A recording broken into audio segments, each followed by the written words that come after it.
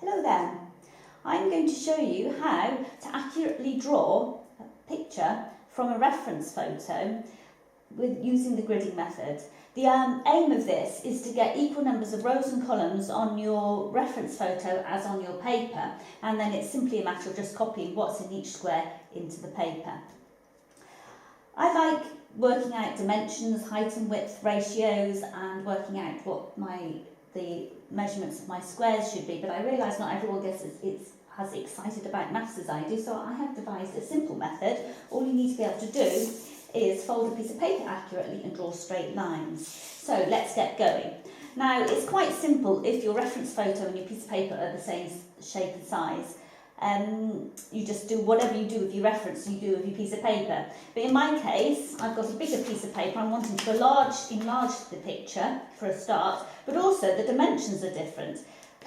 The drawing is taller in relation to the width than the piece of paper is. So first we need to address the problem of our paper being in a different dimension. I have drawn a border around my piece of paper. I like to have a border around a drawing because I'll need a little bit extra if I'm going to mount and frame it anyway. Also, I tend to tape around the edges, and then I can scribble right up over the tape, and when I pull the tape off, I've got a nice clean edge. So I've drawn a border, and I am using, for the purpose of this video, a marker pen. I would, if I'm doing this as a drawing, I would use a soft pencil, 1B, 2B, 3B, something like that, and I would be pressing as lightly as possible. The only reason I'm using this is so that it's clear on this film clip. So what I'm going to do first of all is get my dimensions of my piece of paper right, and I'm going to do that using diagonals. So what I'm going to do is carefully put the corner of my reference photo up against the corner of my border here, and I am taking my ruler through the corners there and there, and I'm making a mark up here. And I'm going to do the same this way. And the key to all of this is to be as accurate as possible, because you want the squares to be proper squares, and you want them all to be the same size.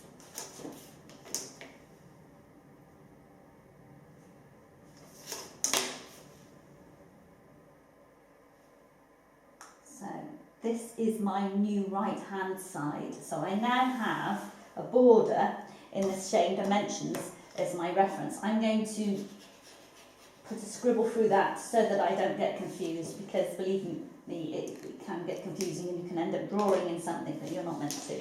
So I'm going to start with my reference first of all, and I am using, to draw on this, a China marker, because I have laminated my reference photo. I like to laminate my reference photos because it means that I can, first of all, I can draw in these China pencil markers, and then it easily rubs out afterwards. If I don't draw too hard, I can easily wipe that off with some kitchen paper or my fingers or something. But also, if I'm painting and I'm using a reference photo, it means that if I get solvent, if I get water on it, I can easily wipe it off. It's not like a piece of paper which has been printed on and it'll spoil your image. So the first thing I'm going to do is take a piece of paper, and I'm going to find the length of this reference picture with my piece of paper, and I'm going to cut it to the length of that piece of paper, like that.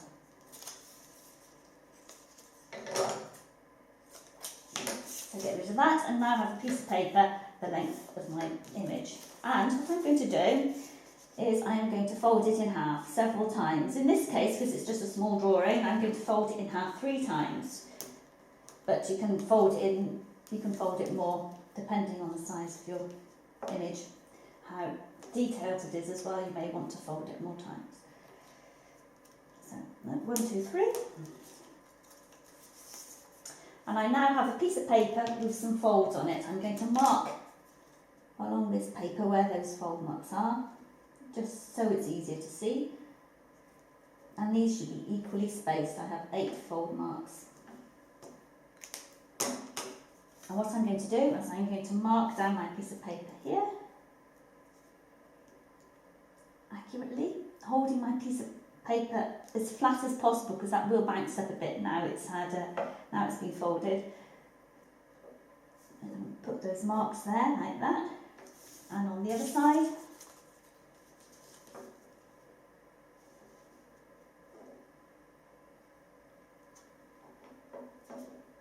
Like this.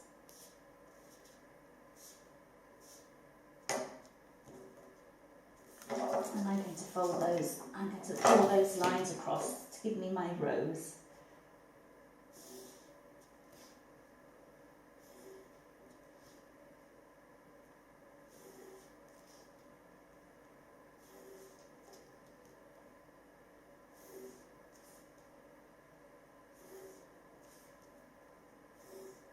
And I'm going to do the same thing to get my columns. I'm going to use the same piece of paper.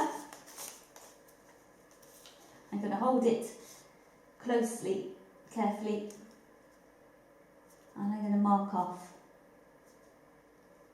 Now at this end, I haven't quite got a whole square, but it doesn't matter because when I come to do my piece of paper, I should find exactly the same thing. And so long as I've done exactly the same with my piece of paper as I have with this reference, I'm going to be okay.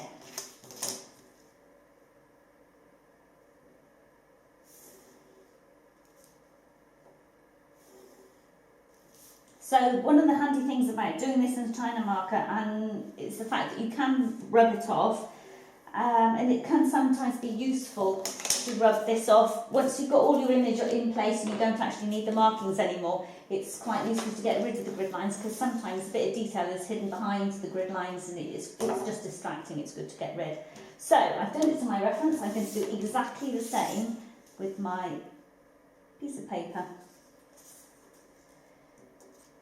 Being as accurate as possible, I'm finding the length of my image, so the dimension inside of that border, and I'm going to fold this exactly the same number of times.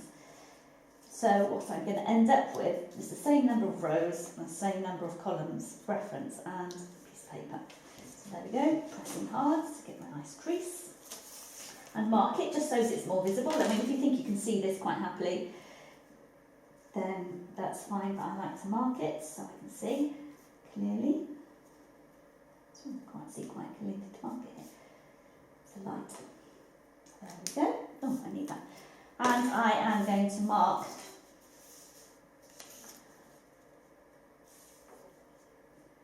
down the side.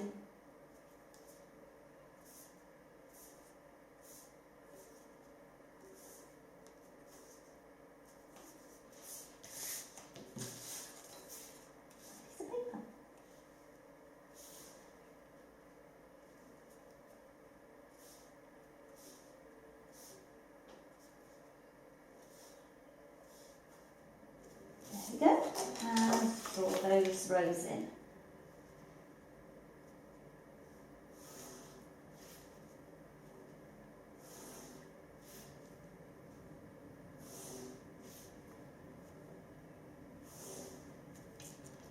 If you tape around the edge with masking tape of your piece of paper to define your border, you don't need to scribble out this area here, you just tape where your border is. I'm going to do the columns now in the same way.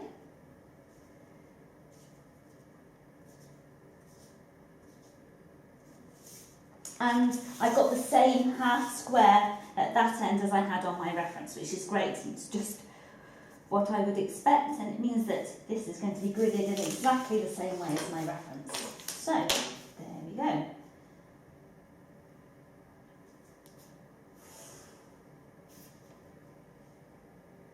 And very quickly and easily, I have got a grid on both my reference and on my piece of paper. No number crunching involved. Now, when we come to that, what you do next is then you look at your squares, and where there's detail in the square here, you pop it in here. So nothing in this square. The bow starts around about here. The face.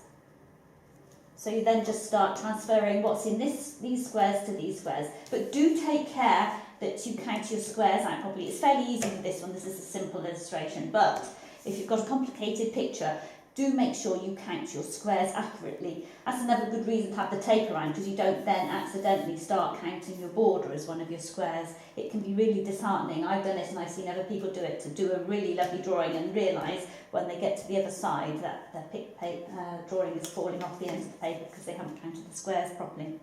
One other thing is, sometimes if I'm doing a detailed drawing, or maybe just for the face, I do a lot of portraits, so just for the face, it's quite helpful to crisscross if you're wanting more accurate positioning of features, for example. So, for the face bit, I may just decide to crisscross in here, and that just gives me a little bit more guidance. So I can pinpoint exactly where something should be on my image. Now let's have a look. That's one square down from there, and I've done 4 squares. So there we go.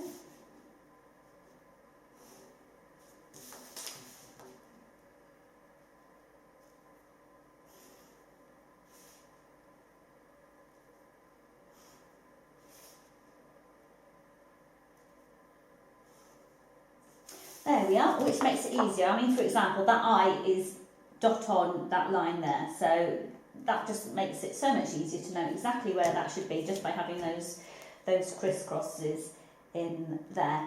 So if you've used a pencil, a soft enough pencil and pressed lightly enough, you'll better easily able to rub the grid out when you no longer need it on your paper. Or sometimes with a lot of my drawings, I don't need to rub the grid out at all because it's faded as I've been drawing over it, and my drawing lines are stronger than it anyway. So do draw your grid as lightly as possible. But that's basically it. It's very quick and very easy to get grid on your reference and on your paper to make sure that your drawing is an accurate representation.